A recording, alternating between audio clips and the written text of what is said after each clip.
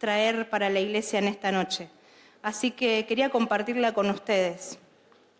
Pero antes de pasar al pasaje que tenemos de base en esta noche, quería que podamos reflexionar un ratito y pensar acerca de este tiempo en el que estamos viviendo. Primero, estamos casi a fin de año.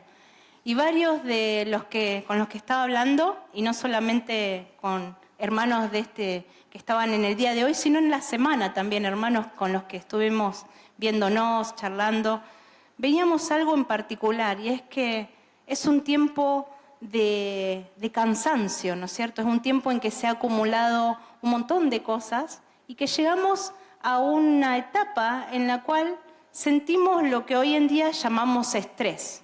Ahora, el estrés en sí no es algo nuevo en realidad, porque es simplemente la respuesta que tiene el ser humano ante diferentes cosas. En este caso, los factores y las causas que llevan al estrés son circunstancias o factores justamente que no podemos controlar.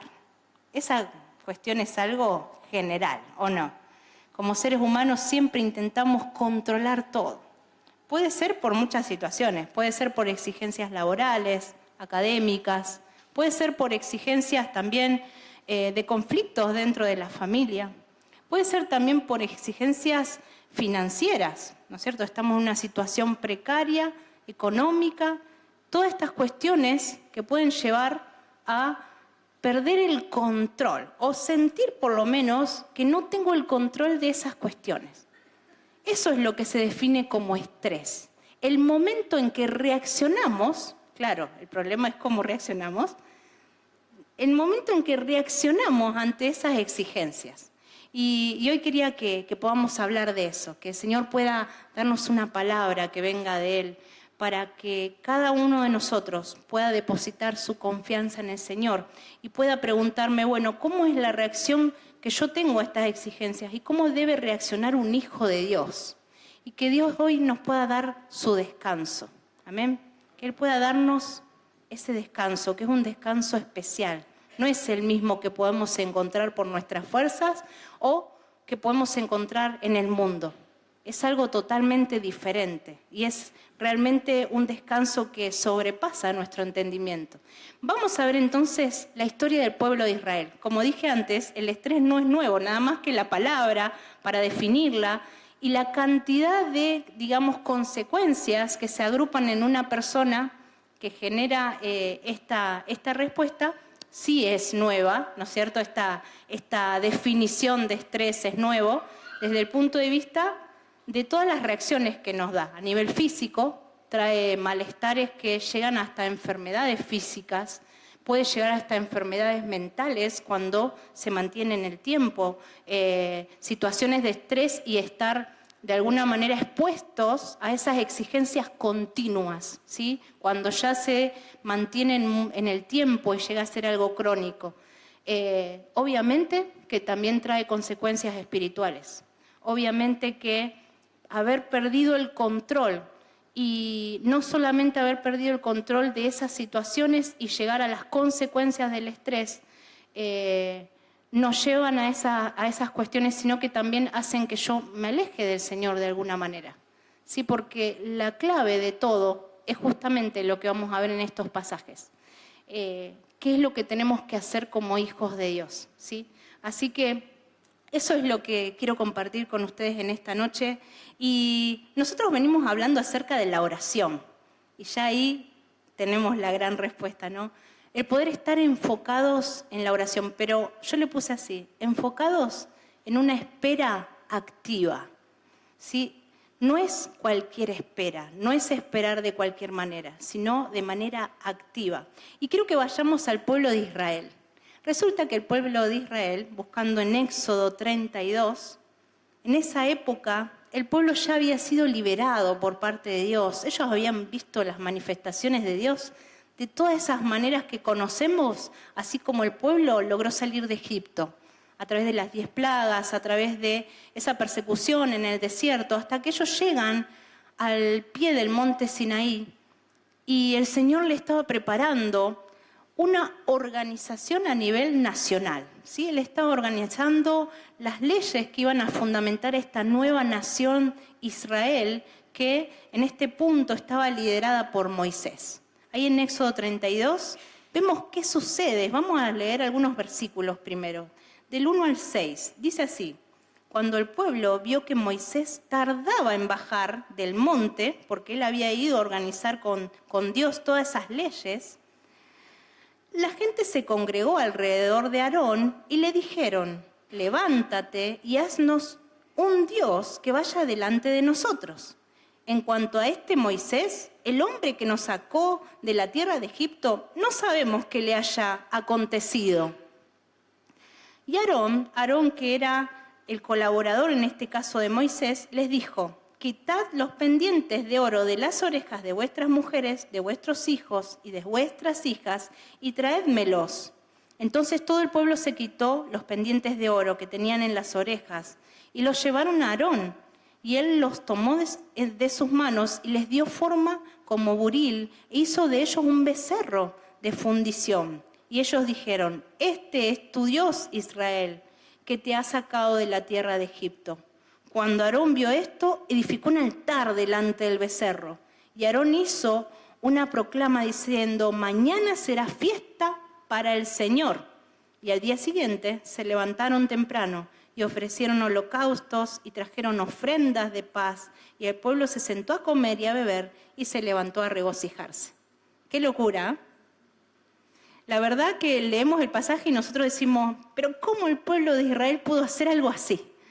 Yo no lo entiendo. O sea, habiendo visto a Dios de mano a mano, habiendo visto lo que Dios hizo con ellos, viendo que Moisés fue al monte a hablar con Dios, a preparar esas tablas que tenían que ver con la organización de esta nueva nación y que el rey iba a ser Dios mismo. ¿Cómo puede ser? ¿Cómo puede ser que caigan de esta manera en idolatría? Pero me llama la atención cómo arranca, ¿no es cierto? El problema realmente fue el comienzo. Fíjense que cuando el pueblo vio que Moisés tardaba en bajar, qué complicado es esperar, ¿no es cierto? El problema estuvo en la espera. El problema fue que se tardó mucho Moisés. Tendría que haberse apurado un poquito más ahí con los trámites con Dios. ¿Por qué se aparta tantos días? Que no sabemos si se murió, qué le pasó. Bueno, demos por hecho que está muerto, hagamos la nuestra. Y esta cuestión fue como una decisión de controlar ellos mismos la situación, ¿sí? Necesitaban ver frente a ellos a un Dios que podían ver, que sea real para ellos. Y la forma de salir de esa desesperanza de haber perdido a Moisés de alguna manera, ¿no? Porque fíjense cómo de alguna manera lo despreciaban también. Este Moisés que está, no sabemos si está bien, si sigue vivo o no, haber despreciado incluso lo que Dios había hecho en medio de ellos y querer darle el crédito a algo que sí podían ver, algo que sí podían adorar. Más allá de eso, el problema fue en querer hacer las cosas con sus propias manos, en querer crear un Dios con sus manos. Y eso fue lo que los hizo caer en idolatría. Un tiempo en el que decidieron tomar el control y bueno, llegar a ese punto, a esa situación en la que decidieron alejarse completamente de Dios. Pero ese fue su mecanismo de defensa ante el estrés, ante la situación de no saber qué pasa en el futuro, qué va a pasar con nosotros, cómo seguimos adelante, quién nos sacó de Egipto entonces, ¿qué hacemos? Hagamos algo. ¿No nos pasa a nosotros también? De frenarnos frente a las situaciones difíciles, situaciones que sabemos que no podemos controlar, pero decimos: bueno, esto sí puedo hacer, voy a hacerlo. Pero muchas veces es ir con nuestra mano, es ir con nuestras fuerzas, con lo que podemos hacer, como hizo Aarón. Y en eso qué gran error que a veces cometemos. No nos damos cuenta que a veces cuando nosotros tomamos la salida a través de nuestras propias fuerzas, muchas veces es justamente en contra de Dios, en contra de lo que Él nos está pidiendo. Y de poder esperar de manera activa, como les decía antes. Entonces, veamos el versículo 11. ¿Qué pasó? Ahí mismo del 32. En el 11, claro, Dios ve todo esto, se enciende en ira, y esta ira se la manifiesta a Moisés. Y Moisés le dice esto en el versículo 11. Suplicó ante el Señor su Dios y dijo: oh Señor, ¿por qué se enciende tu ira contra tu pueblo, que tú has sacado de la tierra de Egipto con gran poder y con mano fuerte? Acá en este punto, Moisés empieza a interceder. Moisés empieza a orar por su pueblo, por este pueblo que ha caído bajo esta gran exigencia, esta gran desesperanza que tenían y que han tomado un camino erróneo, lejos del Señor. Pero él empieza a activa la oración, activa la intercesión por ese pueblo frente al Señor. Obviamente que frente a esto, el Señor también decide tomar otro rumbo, ya dejar de lado la ira y recordar también lo que ha hecho por el pueblo y cuánto ama a su pueblo, ¿no es cierto?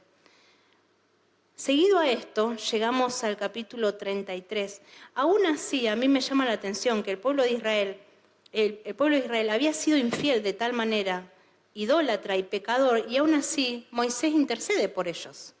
¿Sí? Aún así, él ora por ellos, él intercede frente al Señor y busca un resultado diferente.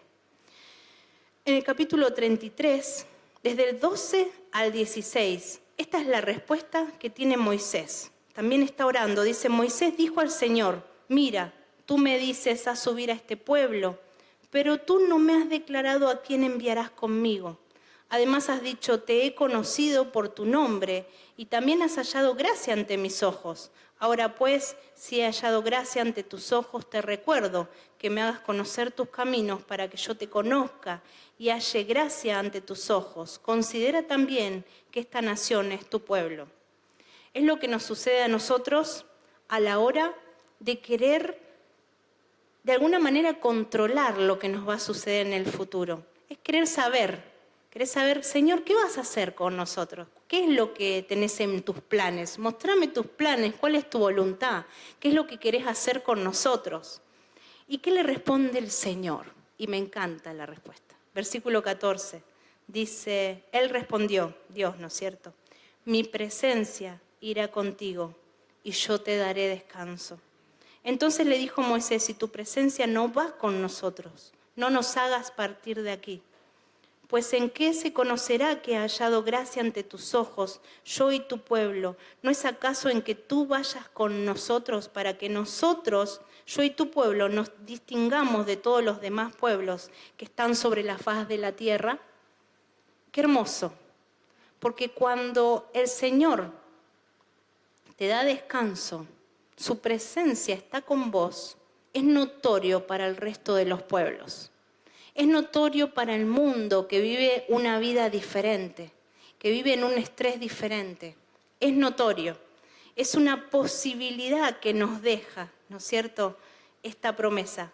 Y ese versículo 14 que habla justamente de esta oración respondida. Oramos al Señor y le pedimos: Señor, mostrame tus planes. Señor, mostrame ¿qué va a pasar de nosotros en el futuro? ¿Qué va a pasar de tu pueblo? Y la respuesta es: mi presencia irá contigo, en primer lugar. Desde ese lugar, esa palabra que utiliza para decir presencia en realidad no es singular en el original. Hay otras traducciones que dicen mi rostro. No sé si alguien tiene alguna traducción diferente, pero en realidad es plural en el original hebreo. Esa palabra, fanei, es mis rostros o mis caras o mis formas, manifestaciones de conocerte.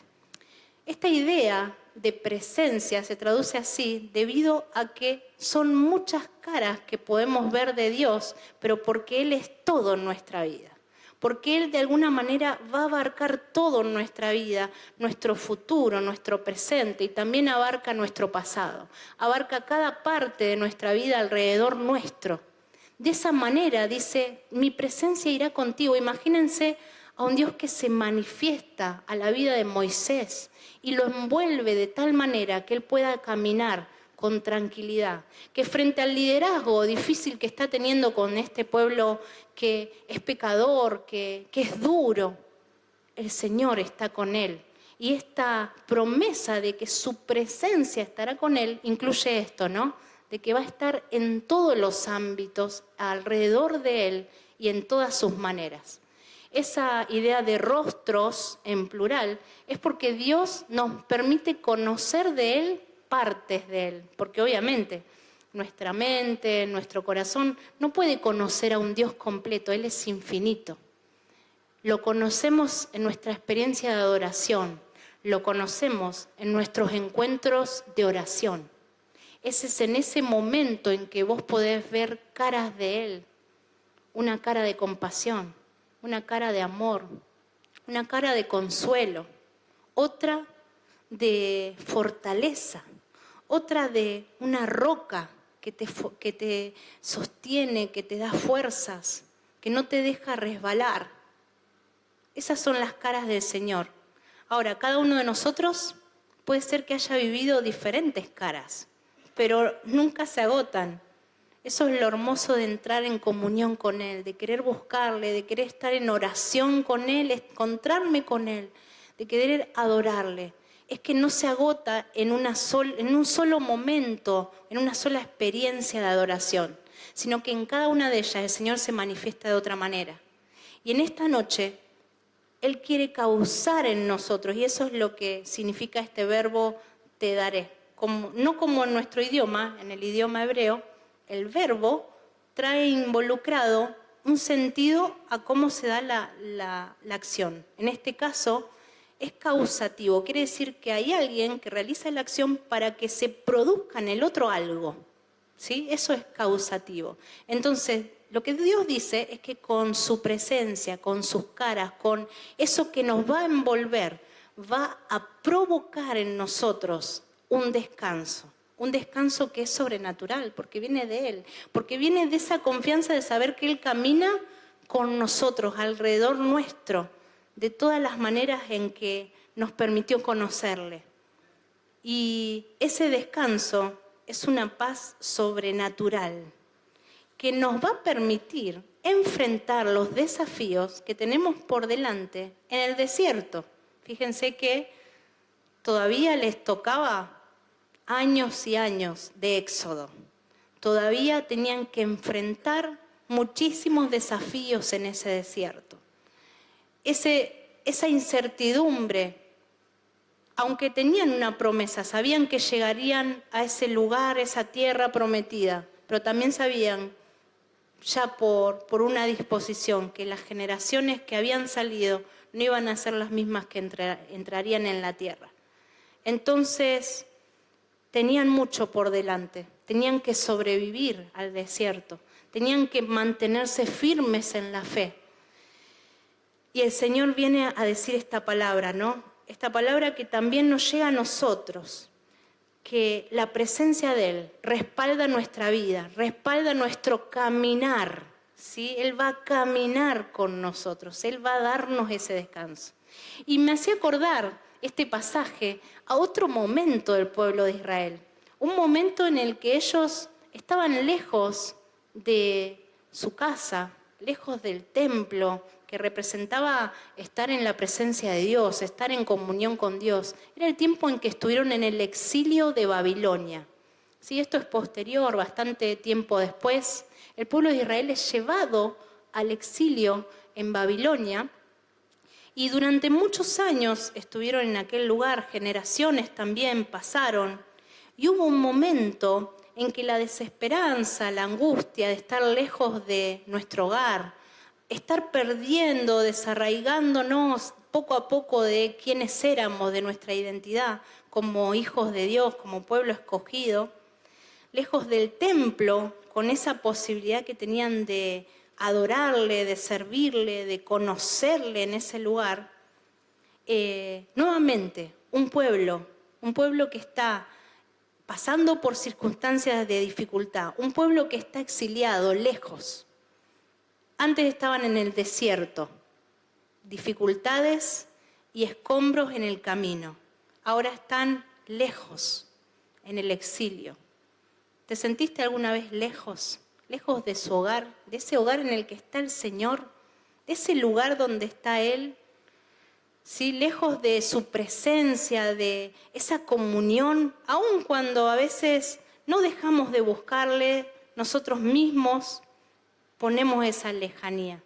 Bueno, el pueblo de Israel estaba de manera real, literal, en un exilio, lejos del pueblo de Jerusalén y del templo, y se levanta Isaías a decirles una palabra que ha sido significativa para muchos de nosotros en diferentes tiempos de nuestra vida y que también contiene una promesa, ¿sí? También sumada a lo que veníamos viendo en el tiempo en que el pueblo de Israel estaba en el desierto, en el Éxodo. Acá Dios necesitó hacerles acordar al pueblo a través del profeta Isaías 40, esta palabra, esto que le había dicho a Moisés en aquel tiempo. Acá se lo vuelve a decir de maneras diferentes, pero la promesa es la misma. Capítulo 40, y vamos a leer estos versículos tan conocidos, 30 y 31. Y dice, aún los muchachos se fatigan y se cansan, y los jóvenes tropiezan y vacilan, pero los que esperan en el Señor renovarán sus fuerzas y remontarán con alas como las águilas, correrán y no se cansarán, caminarán y no se fatigarán. Hermoso pasaje, ¿no? Un hermoso pasaje que contiene esta promesa de lo que el Señor va a hacer en nuestra vida. Desde este lugar que leíamos, destaca que aún los jóvenes, que se supone que son fuertes, que bueno, tienen obviamente límites de otro tipo, que ya los mayores no tenemos, parece ser que ellos también se fatigan, se cansan y son proclives a caer. Pero es interesante ver que esas acciones que producen los mismos jóvenes, estos jóvenes fuertes que tienen que ver con cansarse, con fatigarse, en realidad son acciones que se dan de manera continua y que de alguna manera ellos deciden vivir de esta manera, ¿sí? Es una decisión, la decisión de vivir lejos de Dios, de vivir contrario a lo que viene en el versículo 31, ¿no? Es aquellos que viven por sus fuerzas, aquellos que viven tratando de alcanzar lo que tienen por delante, ¿no es cierto? Y dice justamente que deciden, de alguna manera, andar, correr de esta forma, y se cansan y se fatigan y terminan cayendo. Son los que caen, dice justamente en el hebreo. No es esta traducción, es dificilísimo traducir este pasaje porque dice siempre la misma palabra. Se fatigan, se caen, muchachos que se caen, siempre dice lo mismo. Pero en realidad lo que está diciendo es que estos muchachos deciden vivir su vida de esta manera, lejos del Señor, a diferencia de los que confían, confiando en su propia fuerza. Y porque lo hacen, terminan siendo los que caen. Ahora, la antítesis, en el versículo que sigue, el 31, habla de los que esperan en el Señor. Nuevamente esta idea de poder esperar en Él, pero esperar en Él de manera activa. Y dice, Dios va a causar en ellos, en aquellos que confían en el Señor, va a causar en ellos nuevas fuerzas. Va a causar en ellos que podamos elevarnos, así como las águilas. Esta idea de las águilas que era vista una metáfora como de un animal, un ave que tenía mucha fuerza y que no solo eso, sino que podía elevarse a alturas que permitían ver desde otro lugar las circunstancias, los problemas, el lugar en donde estábamos. Entonces, a pesar de estar en el exilio, Dios les prometía que ellos iban a poder levantarse como esas águilas, ver la situación desde otro lugar y empezar a confiar en el Señor de una manera diferente, ver las promesas cumplidas de parte del Señor. Era empezar a ver con una perspectiva diferente, con una mirada de fe. Y me gusta lo que dice en el 31, que dice, correrán y no se cansarán. Hermoso. Nosotros nos preguntábamos al principio, ¿estamos cansados? ¿Estamos cansados de correr frente a esa meta? ¿Estamos cansados de estar enfocados en el Señor? ¿O es tiempo de renovar nuestras fuerzas? Es tiempo de volver a enfocarnos. Es tiempo de pedirle al Señor que nos dé esa fuerza para que nunca nos cansemos siguiéndole a Él. Para que Él sea el autor de esa fe que va a permitir correr sin cansarnos. Amén.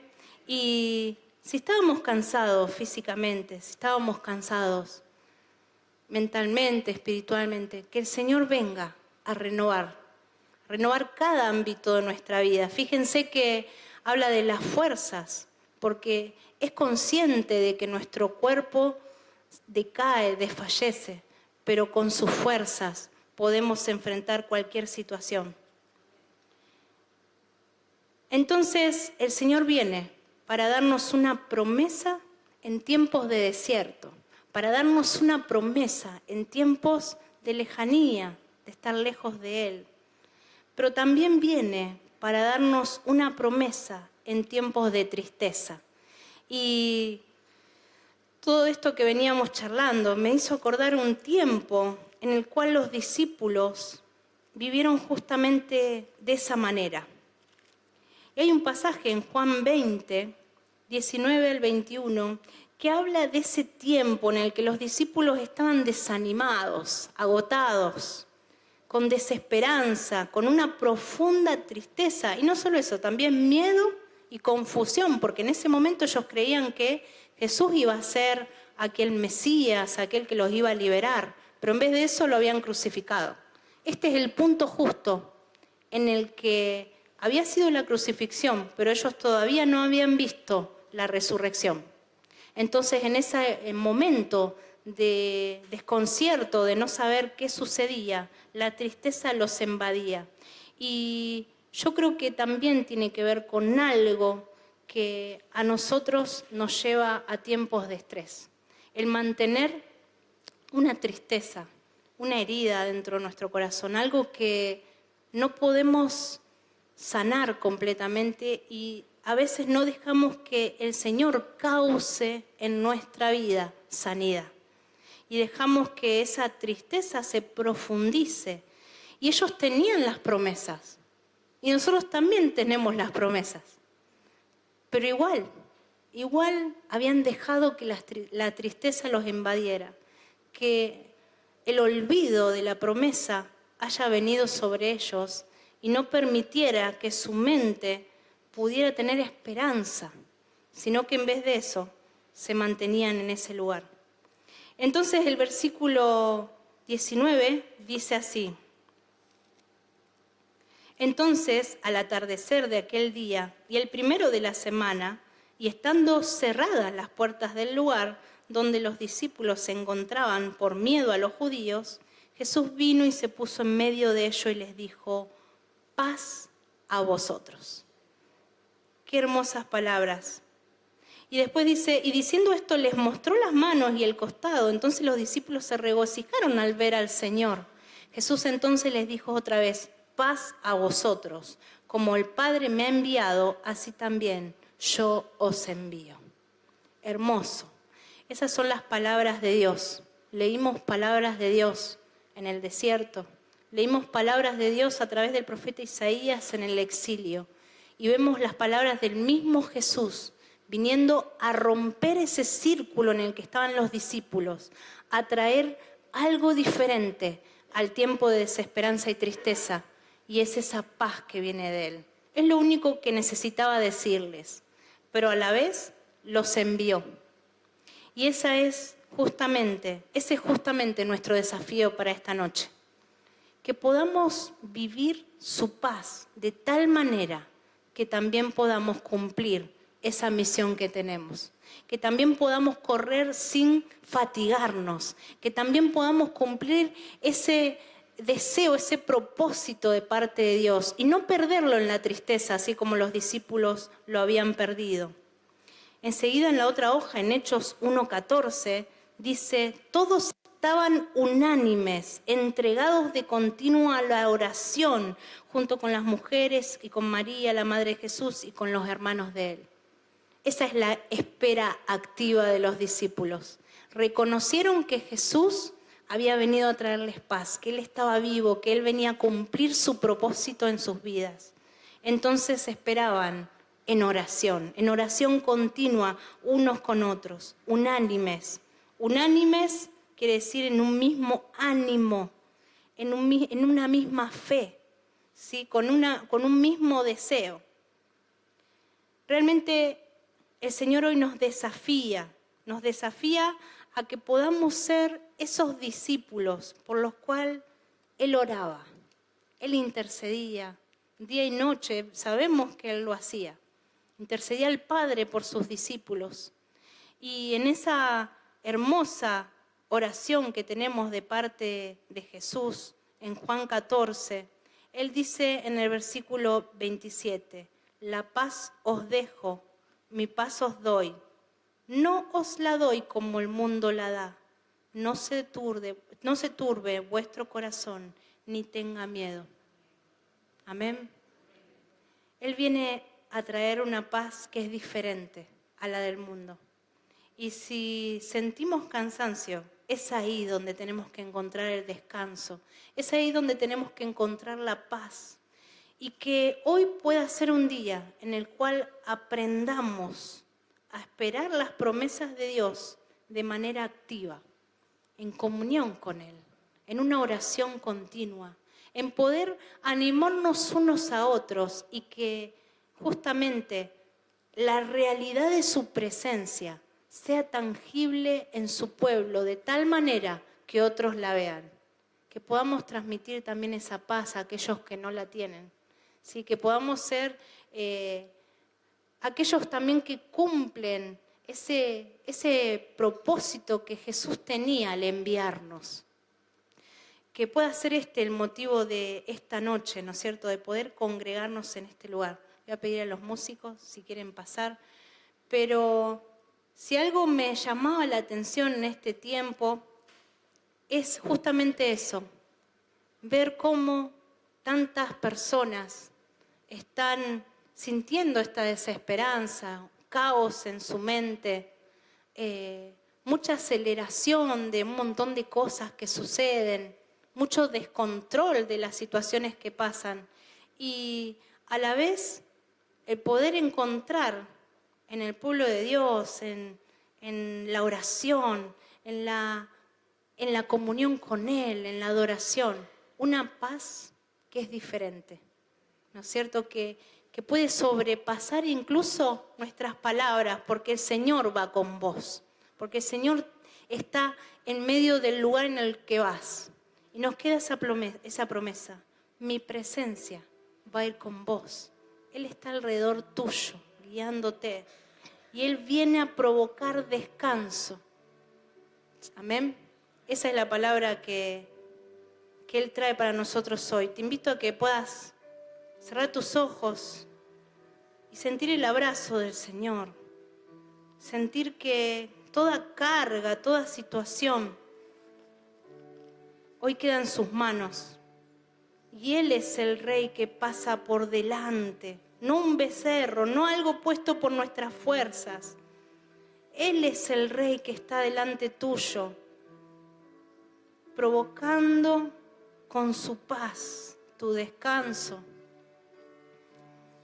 Deja que el Señor pueda entrar en tu corazón de tal manera que no solamente traiga ese descanso y esa paz sobrenatural, sino que también si hay heridas de tristeza, así como lo hizo en medio de sus discípulos, Él venga a traer paz también a esas heridas, que Él pueda sanarte, que Él pueda convencernos si hay pecados que nos alejan y nos mantienen en el exilio. Señor, muéstranos qué pecados, Señor, nos están alejando de ti. Señor, y que este pecado que es la falta de confianza en ti, hoy podamos, Señor, echarlo fuera de nuestra vida y podamos declarar que confiamos en ti, que tenemos una fe renovada, Señor, que tú nos darás fuerzas para levantarnos, Señor, pero también para servirte, para adorarte, Señor, para cumplir ese propósito que tienes con nosotros en este mundo, Señor. No nos sumamos a la paz de este mundo, sino somos paz en medio del mundo, porque tú irás con nosotros, Señor. Bendice a tu iglesia en este tiempo, Señor, y que no perdamos de vista el poder buscarte día y noche, continuamente unánime, Señor. Que podamos unirnos unos con otros, Señor, adorarte, Señor, reconocerte como el único Rey, entronizarte en nuestra vida, entronizarte en nuestra familia en esta semana, poder entronizarte en nuestro trabajo, Señor, poder entronizarte en la escuela, Señor. Que tú estés ahí, Señor, que tú estés ahí, en cada camino, en cada carrera, en cada vuelo que levantemos, Señor, que tú estés ahí, Señor. Fortalece a tu iglesia, anima, Señor, aviva a tu iglesia en esta noche, Señor.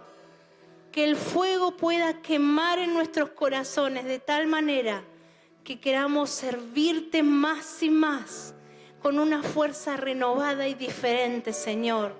Levanta tu iglesia, Señor, y ayúdanos a hacer una puerta abierta para todos, Señor, en este lugar, en Capitán Bermúdez. Bendice esta ciudad, Señor. En el nombre de Jesús oramos. Amén. Amén.